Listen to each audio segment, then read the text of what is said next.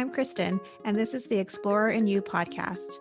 Now, what I've discovered after visiting 5 continents and some amazing places is that the greatest thing standing in your way of seeing the world is what you believe is possible.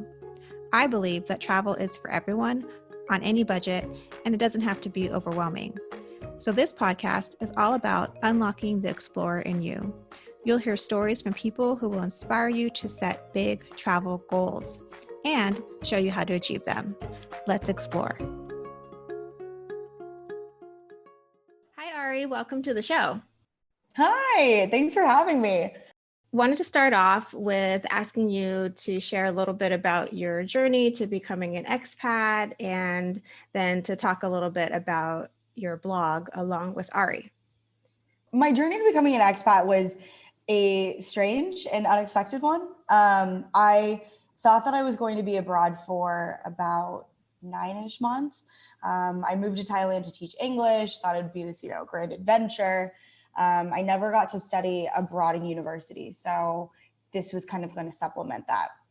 And then I really, really enjoyed it and didn't really see a reason to come home, especially when planes could just bring me home for a few weeks and then I could get right back over to Asia.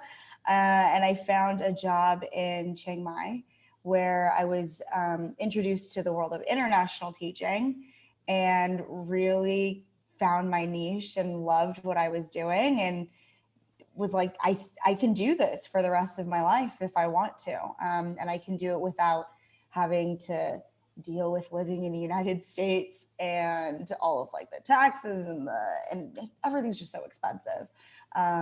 But yeah, so then I've been here for 6 years now, and don't really see myself going back anytime soon.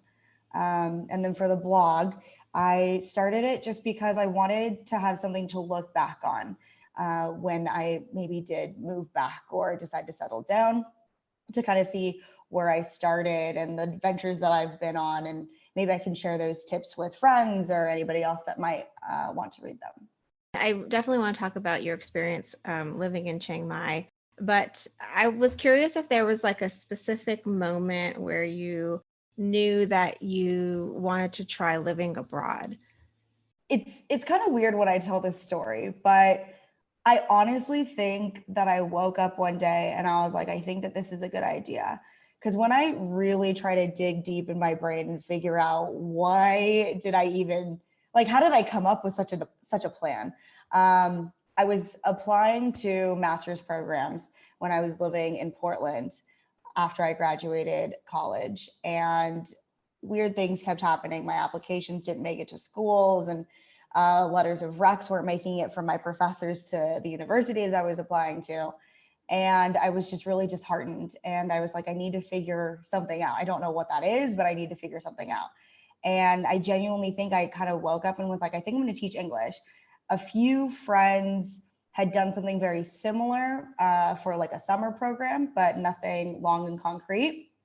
And it was one of those things where I thought about it, I kind of looked into it, and then all of a sudden, every single person that I talked to was like, this is what you need to do. I can't picture you doing anything else. You need to go and do this. Maybe you can come back. Maybe you can stay there. We don't know, but try it and see what happens. And then so I left. So it sounds a little like destined, or just things were aligning to make that happen. And like when you make these sorts of decisions, you're like asking your friends, you're like, tell me, like, what do I do? Does it sound like a good idea? And I feel like when people have these kind of big ideas, they'll ask sometimes their most skeptical friends.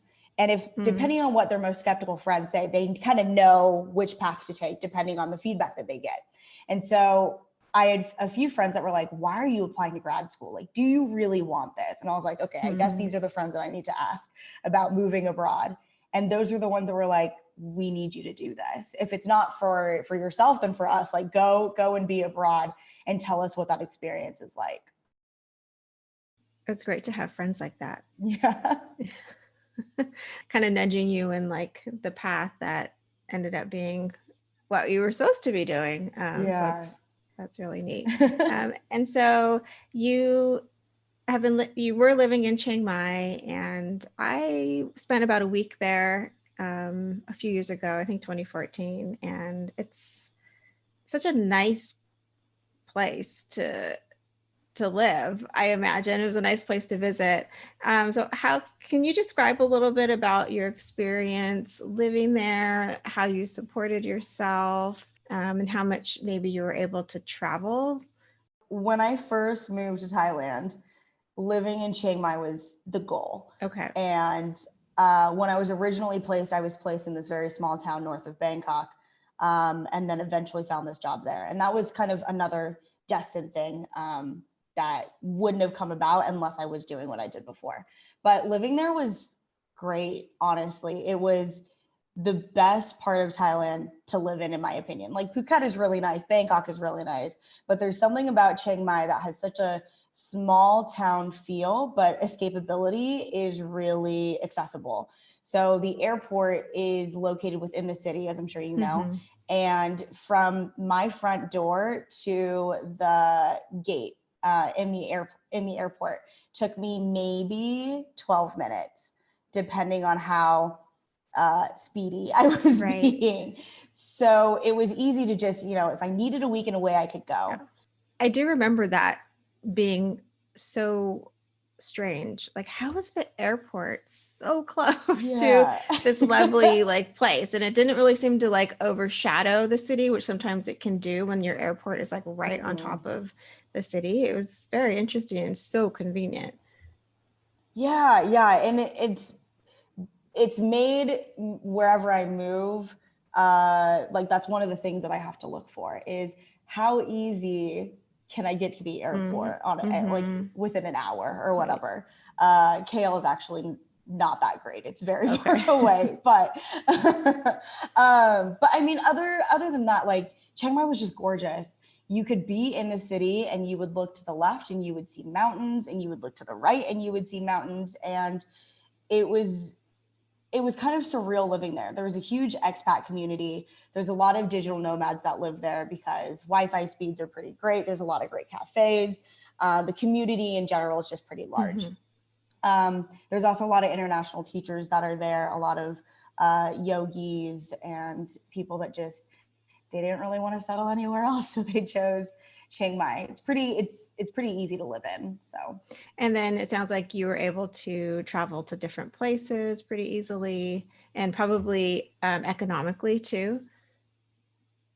Yeah. So like a flight to Bangkok from Chiang Mai when I first moved there could be $50 round trip. Okay. And that's more on the spendier side of things, I would say. And like buses are really cheap. I once looked at tickets to Australia for a weekend, a trip that I didn't end up going on, but tickets were as cheap as $325 round trip. Wow. And so travel was just really accessible domestically and internationally. You just kind of needed to get to Bangkok, which is the bigger hub to fly to these places, but there was no point in living anywhere else. Right. And then, so was living in Chiang Mai like what you expected, or was living abroad what you expected?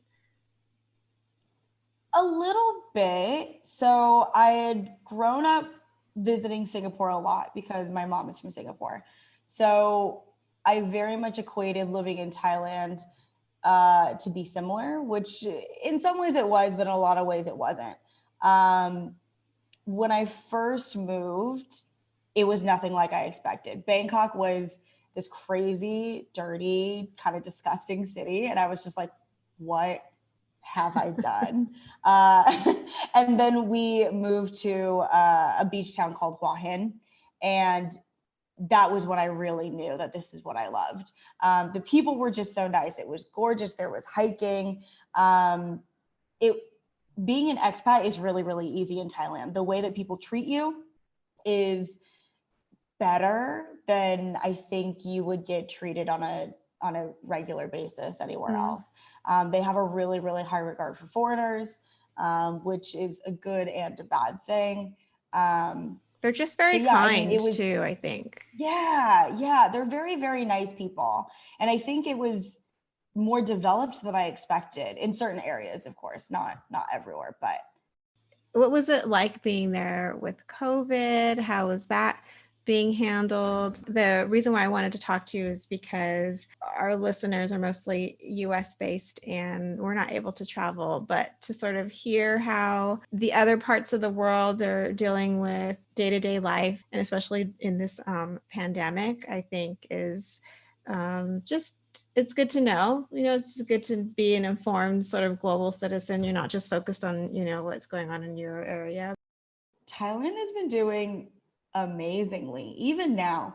I think as of current, they're only at a little over 3,000 total cases since January. We were one of the first countries to really have a strong response once China let loose that this virus was kind of going around. The school that I worked at had a lot of Chinese students, so they were directly affected, and a lot of them were boarding students. So I had students that stayed at the boarding school for 4 months straight because we weren't allowed to leave. And where my school was in a mountain jungle area, so there's nowhere to go. So they literally were kind of stuck on this compound for months on end because it was just a safety precaution. I would say that when I left Thailand, they had almost kind of moved back to normal. Domestic travel had opened. I think the thing that was hurting them most was that there was no foreign tourism. A lot of their tourism comes from China, comes from Malaysia, from Russia, and they just weren't getting that. But they were really trying to push on domestic tourism, and it was really cool to see some places not be filled with foreigners all the time. In terms of their response, I think that they were appropriately strict. Thailand's government itself is generally a little bit more strict than other places. So they had high fines for people that were out past curfew, but you had to be wearing masks. You could only leave in groups of 2 per household. They were strict. They were doing a lot of contact tracing, temperature checks. I felt very safe the whole entire time I was there. What is the demographic breakdown of Thailand in terms of age? I spoke with one woman who was living in Uruguay, and she said they had a high elderly population. So they were super on top of COVID and taking care of their grandmothers, grandfathers. I don't know if I don't know what that breakdown is. Is it mostly young? Is it?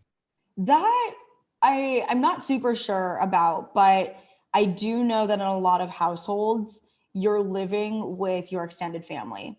So another reason that they were so strict was it doesn't matter, I think, how large the elderly population is.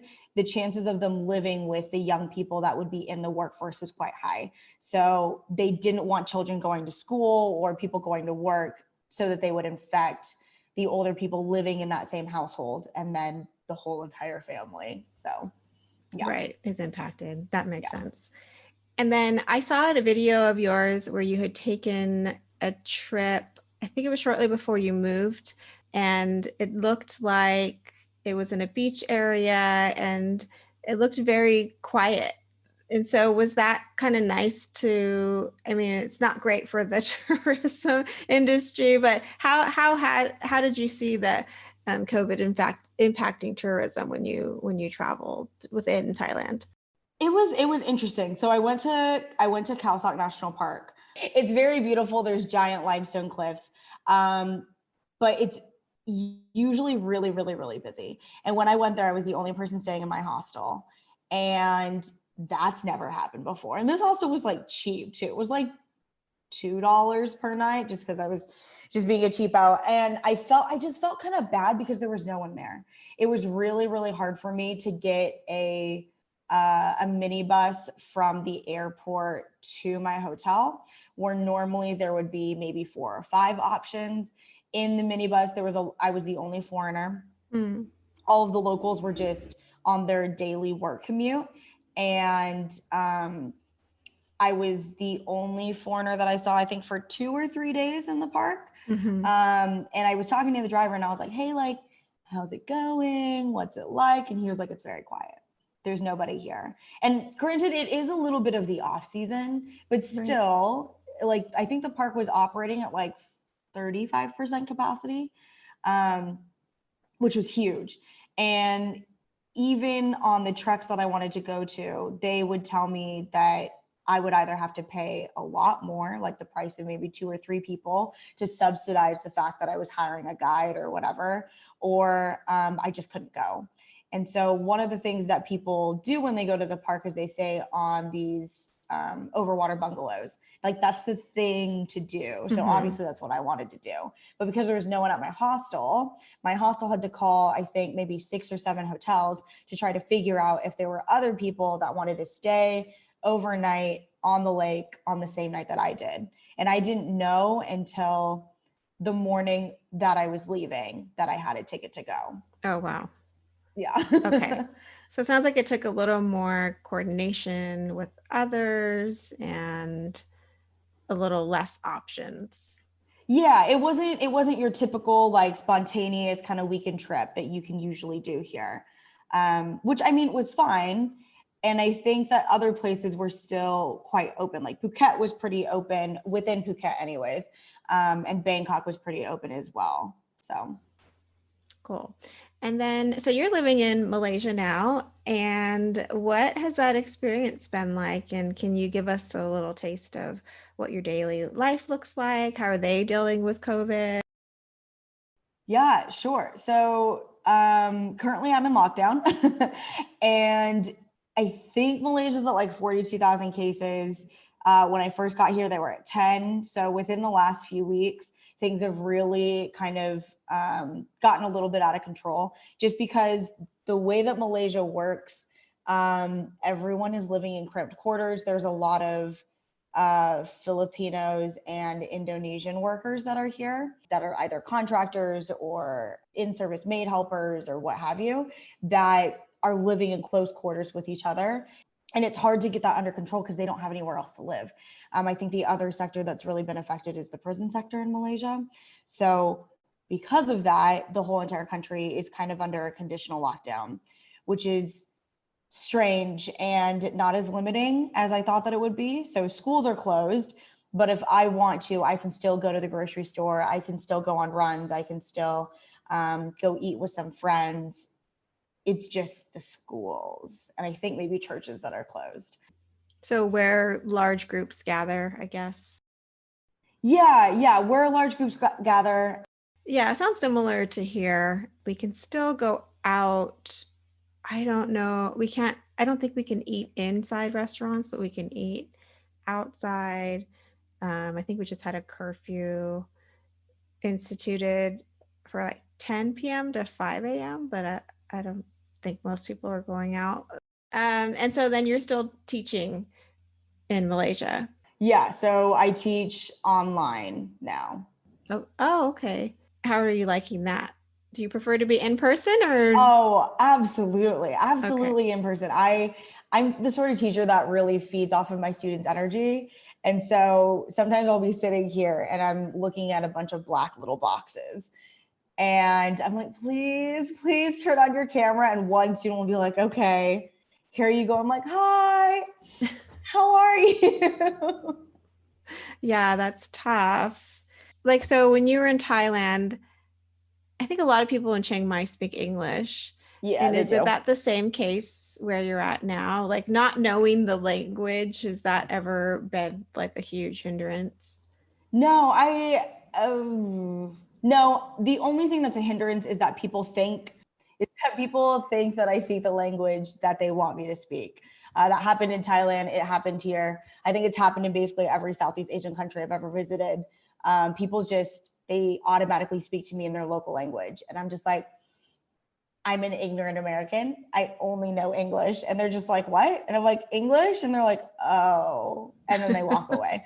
But it's where I'm currently living is considered the Beverly Hills of Kuala Lumpur. So It is the first expat city. Everybody here is an expat. I've never seen so many white people in one singular location. Like it's been a long time since it's been that way. So everyone that I interact with speaks English. They also speak, I could be getting this wrong, I think it's Bahasa. And they also speak like Malay and Chinese and Indonesian. They speak all these different languages, but they very much speak English. So. Okay. So like the cost of living and then like how much you're getting paid, is it just easier because things are not as expensive there? I mean, like how does that balance out? And then like you were saying earlier, like here it's like we have to worry about insurance and retirement. Like it is more, homes are expensive. So how does that math kind of work out? I think it seems like it does, but I'm just curious what your... It does. I mean, obviously there are things that don't work. Like there's just more expensive things because they're exported here or imported here. But housing in general is quite affordable in Malaysia and in Thailand. Local food, should you choose to eat it, is also quite affordable. So where I'm living in Malaysia now, the Malaysian food is not as affordable as it would be in other parts of the city. But in general, I remember a weekend trip to KL being one of my cheapest trips because you could stay in a hostel, you could eat pretty good food and not have it cost a fortune.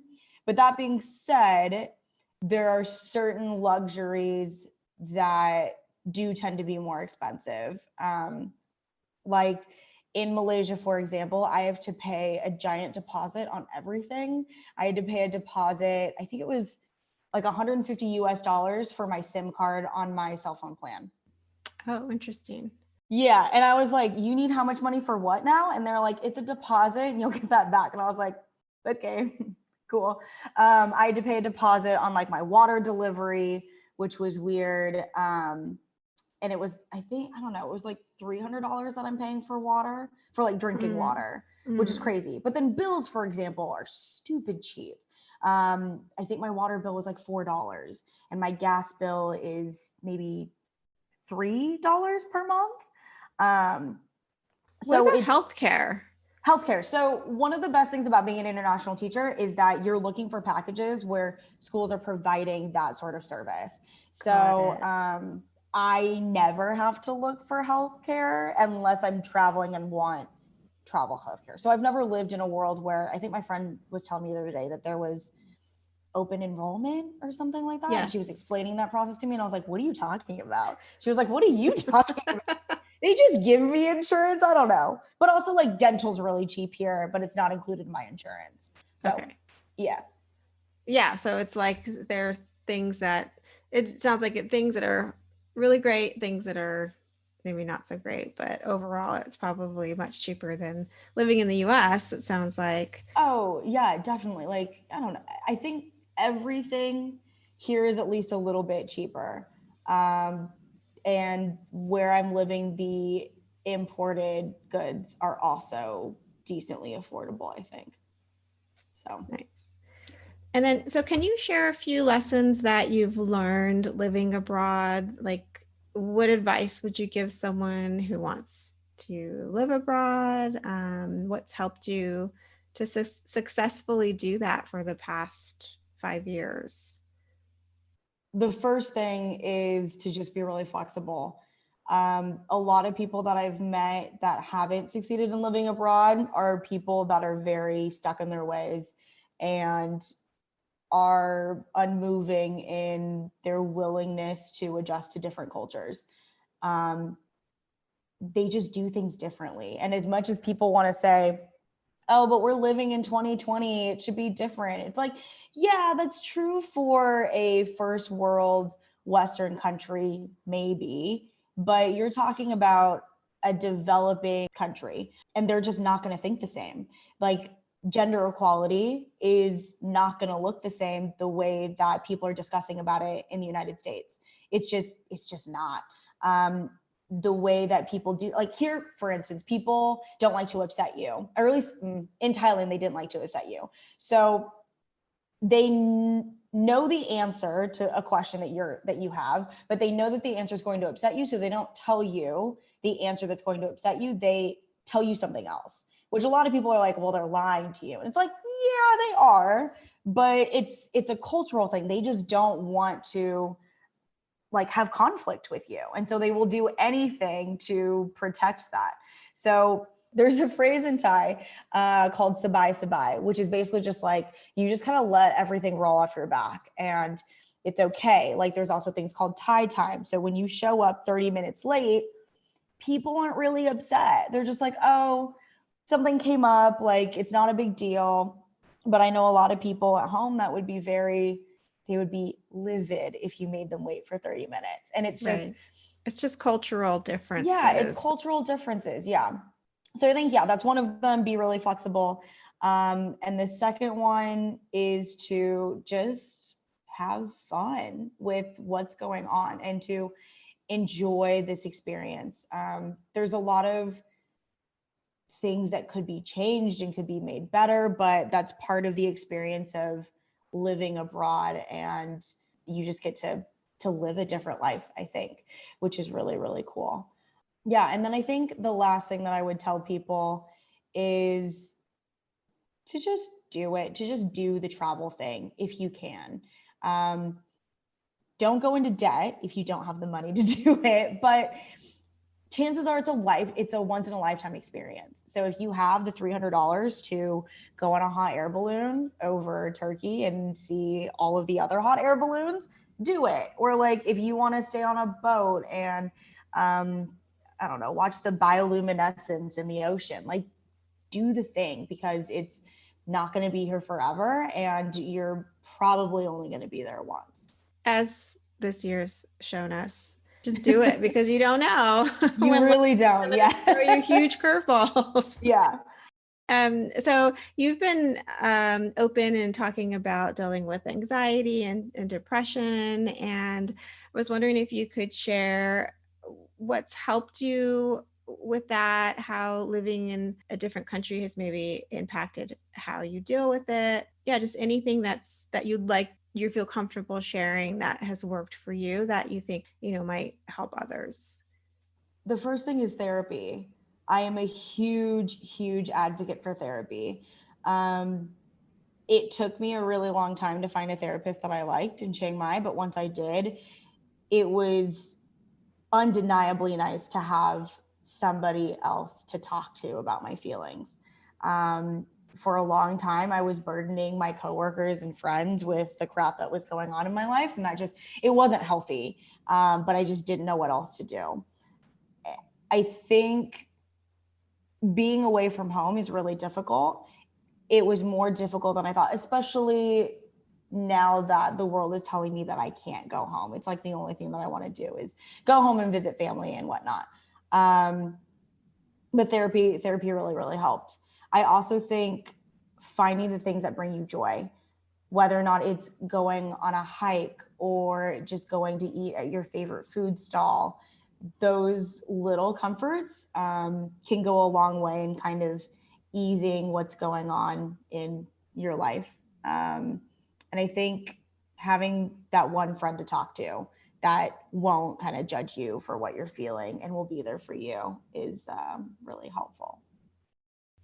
Was this did you struggle with this before you moved abroad, or do you feel like it was more of a situational thing? Because I imagine that moving completely across the world is challenging, even if you're up for it. I think everyone's going to probably experience some emotions that are intense. I dealt with a little bit of depression before I moved abroad. I didn't really deal with anxiety as much. It was mostly depression. And I think it's a lot of situational depression for me. And there are just times where I get really affected by emotion and kind of take on other people's feelings and burdens and just really feel them intensely. But I started having anxiety once I moved, because having to start over with so many people all the time is really, really difficult. So being an expat means that people are coming in and out of your life all the time. People are moving to different countries. They're moving back home. They're getting new jobs. there's no strong core support system like a lot of people have when they are fully settled. Like it's like buying a house is just so not on my radar right now. And like finding like that core group is difficult because a lot of that core group are the people that you work with, because you know that they're there for 2-year stints. And so for at least the next 2 years, these people are going to be there, but sometimes they leave. And so that can be really, really, really difficult. And I think because of that, there was a lot of anxiety in the uncertainty of things, which is both what I love and what I hate about living abroad, is that there's nothing that's for certain. Like my job, even though I work at a school and that school will still be open, hopefully, that is no longer certain because of this pandemic. We don't know how many students we're going to get all the time. And that's true across the world, right? So more people are thinking about moving home and just being in a more permanent situation. But that's just not something that a lot of expats can relate to, I think. So in your series, Asian in Asia, thought about before. So what has being Asian in Asia taught you? What are some assumptions and myths that you've had to challenge in others and maybe had to face within yourself? Yeah, so I think it's taught me a lot about being appreciative of myself. In some of my blogs, I've talked about how before I would identify as a white person, which I'm just clearly not. But because of the people that I grew up with and the things that I did, people would say, well, Ari, you're just, that you're the most basic white girl. You're the whitest person I know. And I was like, yeah, I am, blah, blah, blah. Like to the point where I would like refer to a bunch of white people and then like include myself in that group because that's who I thought that I was. And then I moved to Thailand and realized that that wasn't the case. The very first instance that I had was my director, who was giving us job placements when I first moved. He told me, he was like, because of the way you look, it might be hard to get you an English teaching job rather than some other sort of a job. And I was like, oh, okay, that makes sense. And like kind of brushed it off and it wasn't a big deal. And then there was a few things that happened later where people thought that I was a Thai prostitute, that just didn't work in my favor. And I noticed that white people were being treated so much differently than I was. And I was friends with these people. I was with them. And just little things like that. And I brush a lot of it off because yes, it is cultural, but I now know that I will never be in that same place. I won't be looked at the same. I won't be treated the same as my white counterparts. And that has been kind of weird to grapple with when you think that you kind of have a privilege and people are like, actually you don't, because that's just not who you are. Or that's not who we perceive you to be. Yeah. And I've had a lot of people reach out to me after I started talking about that, saying that they have felt this exact same thing. And I think growing up in the United States, it's really easy to assimilate and to identify as the majority of the people that you hang out with. But I think it's really important to own your individuality and to really embrace who you are. And like, there's nothing, that I'm ashamed of per se, but I definitely appreciate myself and my story a lot more. Sounds like a big benefit or sort of like gift of being so outside of what you grew up with and sort of having that moment of like, oh, wait a minute, these people are looking at me in a completely different way than I've ever looked at myself. And it seems like it could be a good opportunity to like have a stronger sense of who you are, or like get to that place, because some of these things are so external outside of us, right? The way other people perceive us. And at the end of the day, it's really only comes down to us, right? But those things it does affect you, the way other people treat you. Yeah. And I think I was just so blind to the fact that people didn't know that somebody like me existed, that I was just really taken aback. So when I first got my job in Chiang Mai, a lot of the kids were confused about like how I acted so American, but looked the way I did. and just in didn't match their, up in their. yeah, like, yeah, they had never seen somebody like me before, which is crazy because these are like the rich kids and the people that get to travel and are exposed to things, more so than, you know, the local people that I was working with in Thailand. So I found that to be very interesting. And I think I tend to just brush things off here because it doesn't matter. So when people tell me that I speak English really well, the implication is that, like, or the assumption is that I grew up here and I must have done something to get the opportunity to be able to speak the way that I speak. And I just get to tell them, oh yeah, like I grew up in the United States. They're like, oh, that must have been really nice for you. And I want to be like, yeah, it was great. I don't know anything else. Oh, I have a question about visas. So is it pretty easy then to get a visa in Thailand and Malaysia where you're at and renew it? Are you talking like a travel visa or Like a a work work visa? visa? Because I'm assuming you have a work visa. Okay.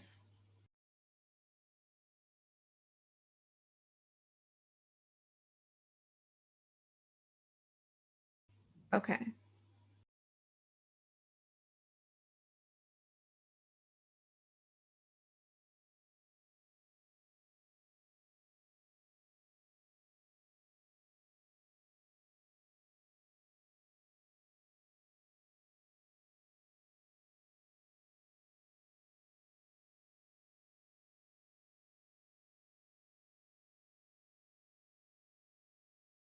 Mm-hmm.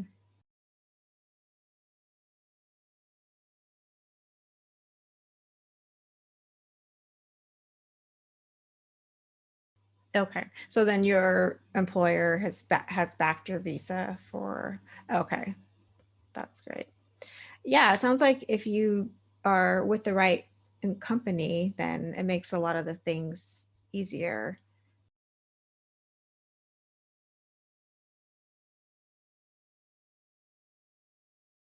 Okay.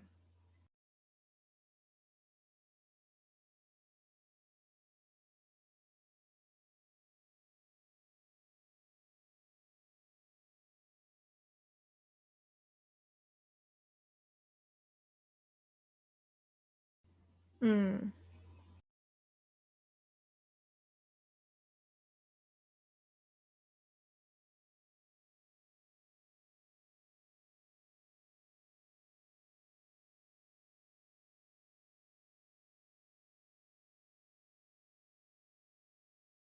got it. I usually ask in my interviews with this, but can you tell me about a travel experience that brought you joy? Oof, there's honestly so many. But yeah, so the first one that comes to mind is my solo trip to Turkey. So I took that 2 summers ago. Oh, it feels like forever. But yeah, it was 2 summers ago. Um, I just saw the best places and did the best things. I started in Istanbul and would spend hours just walking around the city and just talking to people and eating fruit and just taking photos. I went to Cappadocia, and that, let me tell you, that experience is absolutely unreal. I think it gets a little bit, or people think it's a little bit overrated because of the amount of travel bloggers that go Mm-hmm. there and take the exact same photos. But let me tell you, it is every bit of that and more. It's gorgeous. It's beautiful. Like, it's just surreal. Wow. And then I went to a place called Ula Denise. And when I think it's hang gliding, paragliding, I don't know. I went on one of the things where some guy is with some huge parachute and we like jump off a cliff. That was Oh, terrifying. fun. Yeah, but And scary. it was so scary. The guy was like, okay, you literally have to run. I can't do the running for you. And I was like, you want me to run off of this cliff? And there was nobody there with me. And I was like, okay, let's go. And it was terrifying, but it was so cool. Like I look back on that trip so fondly and would go back in a heartbeat. It was just like, that trip was one of the best for sure. Wow. It sounds like it lived up to the hype. I think so. And I was choosing between Turkey and Spain. And a few of my friends that knew me, they were like, Ari, if you go anywhere, it has to be Turkey. Like, you don't understand how great it is. And I was like, okay, Turkey, sure, let's go see. And it was absolutely unreal. I think there's very few trips that top that experience. And I think because I was by myself, I was able to appreciate the culture and the things that I was doing so much more than relying on people to make that trip as good as it was. Oh, nice. So yeah, it sounds like it's a good place for like a solo traveler. Oh, absolutely. Absolutely.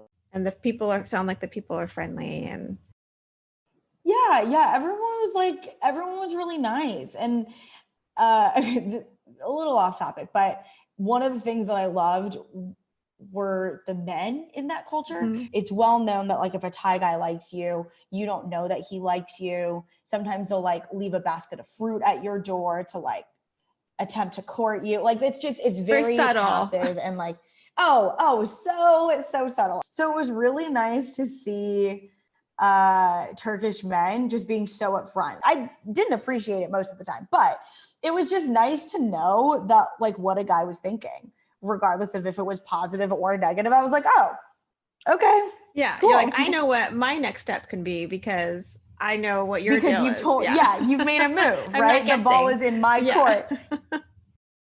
I'm glad that where you're at sounds like it's very safe and under control for the most part. I think the kind of crazy thing is I didn't mention this before, but like right now my lockdown means that I can't leave the city. Okay.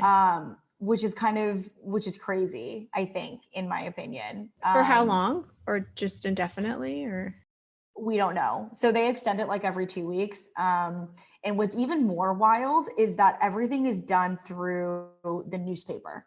So the government doesn't make the announcement. They tell the media, and then the media pushes out what the government tells them. And sometimes the prime minister will make some like announcement and that'll be broadcasted.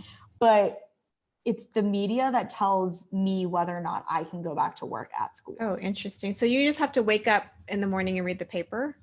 Yeah, or like I look at Twitter or I get an alert and I'm just like, so what's going on? And it's a wild experience because it's just not how most people find out their news, I guess, or they're more critical of the media. And here I am needing to believe all of it.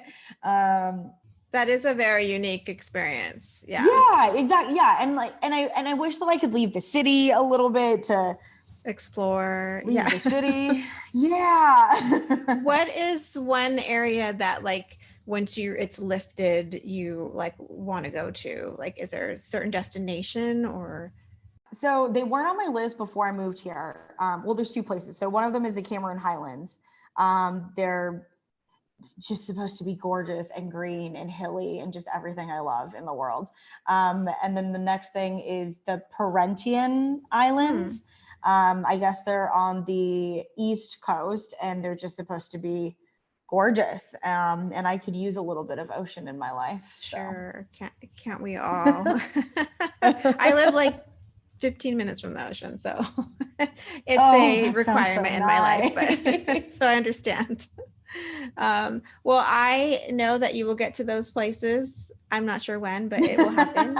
And I can't wait to, see whatever you decide to post or write about it. That way we can live vicariously through you. Well, thank you so much for taking the time to chat with me. I really appreciate it. Yeah, I appreciate this. Was fun. I love getting to kind of share my experience with people because a lot of, especially now, like people don't get to do this. So my pleasure. Thanks for listening to the Explorer and You podcast. Don't worry, we have a new episode every week. Subscribe so you don't miss it. And don't forget to visit explorerandyou.com for more inspiration and tips. If you want to share the love, you're welcome to send this podcast to others. Thank you for listening, and I'll see you next time.